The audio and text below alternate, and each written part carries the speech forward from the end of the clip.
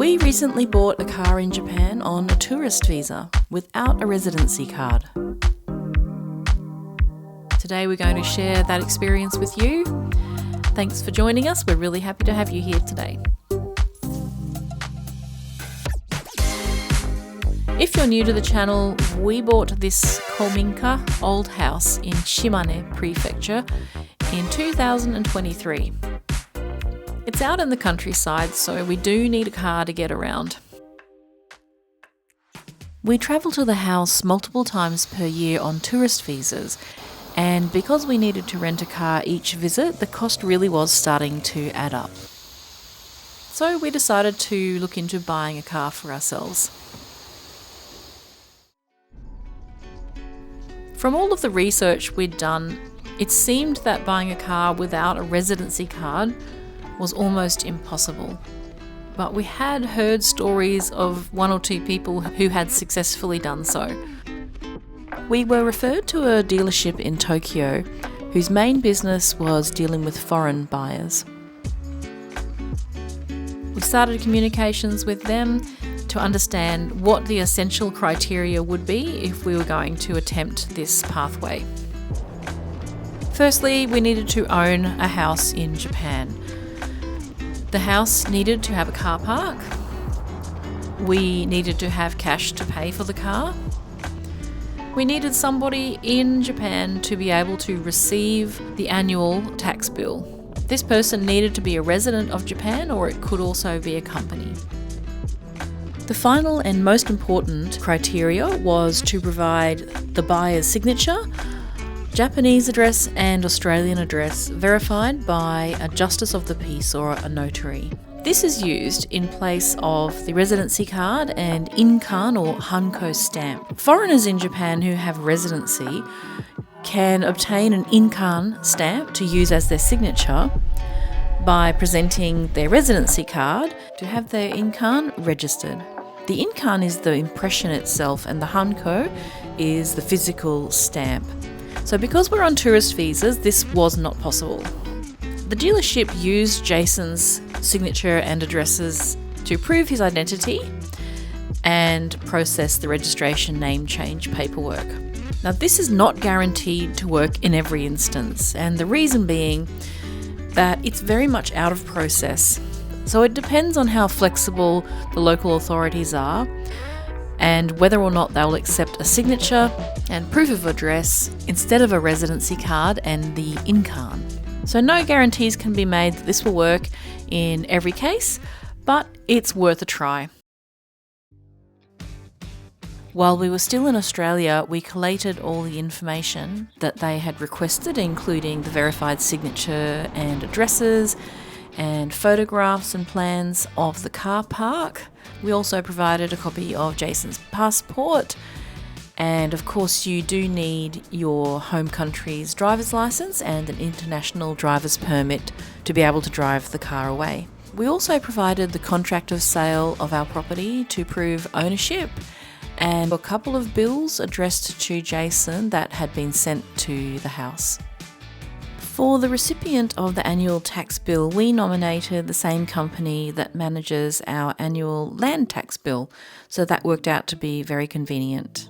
The process for finalising the sale was very straightforward. We simply inspected the car, checked the paperwork, made a wise money transfer, and they handed over the keys. Thank you so much. Oh, water! Thank you.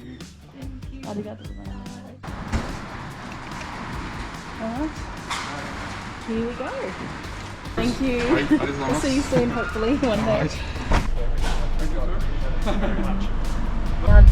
We've just picked up our car. So exciting and kind of scary trying to get out of Tokyo, but we've got the GPS. Navigating out of Tokyo with the GPS was pretty easy. I think you're okay in Japan because everyone's so courteous. Wow. Look at you driving your own car in Japan. Yeah, sorry. Okay, let's focus. Okay, maybe not that easy. The registration name change was kicked off in the background while we were driving across the beautiful countryside of Japan. This was all taken care of by the car dealership, who also worked with the local police to have our car park registered. After a little while, we did receive a text notification that Jason's name had successfully been transferred onto the registration papers. So we just literally got a text that the car has been transferred into our name. So it's very exciting news. And now the last final step is that a notary will come around and change the number plates.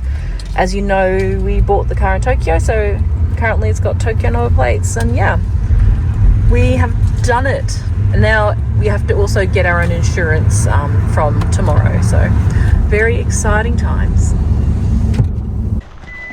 It's all happening today. We've got the wall being constructed, we've got number plates going on, and we've got the shrine also being worked on. Suddenly things come together and it all happens. The next step was a notary from the local city came out and changed over the number plates from Tokyo to Shimane plates. So first we have to check the VIN number, make sure it's the right car, and then they can change them.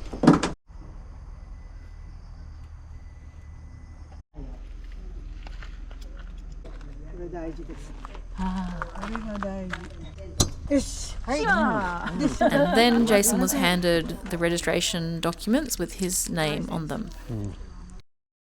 The very last thing we needed to do was to obtain comprehensive insurance. So the registration comes with a basic insurance, and we paid extra for a middle level of comprehensive insurance for the car. So all up, we paid about $6,500 for our car and about $1,000 for the insurance. If you want to follow a similar pathway, I'll leave some information in the pinned comment below. I can't tell you the name of the company that we used because they've asked not to be identified to avoid being overwhelmed with inquiries.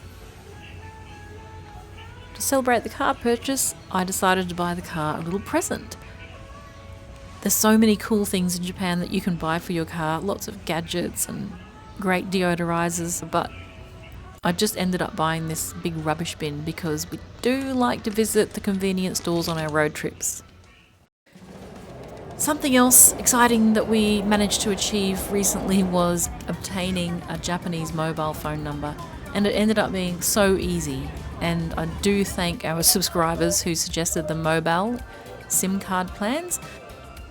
We grabbed one of those and we bought the cheapest Motorola handset we could find. The mobile SIM plan is about $10 Australian a month, and the handset was I think about $180, $190.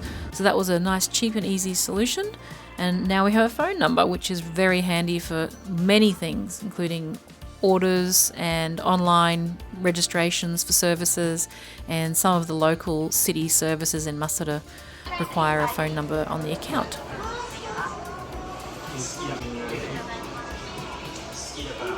Yay! So that's it, guys. That is our little story about buying a car as tourists in Japan. The information here is purely our experience, and we're not making any recommendations on whether this could work for you or not.